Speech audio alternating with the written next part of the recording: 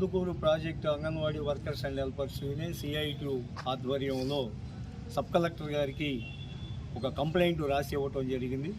ప్రధానంగా ఈ కంప్లైంట్లో కందుకూరు మండలం ఓగూరు గ్రామం SC సెంటర్లో పనిచేస్తున్న కళ్యాణి అనే టీచర్ మీద స్థానికంగా ఉన్న అధికార పార్టీకి సంబంధించిన 5 వ్యక్తులు 17వ తేదీ సెంటర్కి వచ్చి ఆమె డ్యూటీలో ఉన్నారు.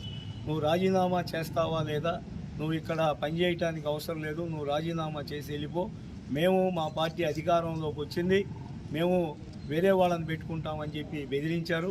గతంలో కూడా ఇలాంటి ఘటనలు జరిగినాయి. పై అధికారులకు తెలియజేశాం. ఉన్నవి లేని కంప్లైంట్లు ఇచ్చారు. ICDకి సంబంధించి అధికారులు మొత్తం కూడా ఎంక్వైరీ చేసి సెంటర్ నిర్వహణ కానీ టీచర్ పని కానీ చాలా సక్రమంగా ఉందని చెప్పి తెలియజేశారు. అయినా ప్రభుత్వం మారిన తర్వాత మేము అధికారంలోకి వచ్చాము, మిమ్మల్ని తొలగిస్తామని చెప్పి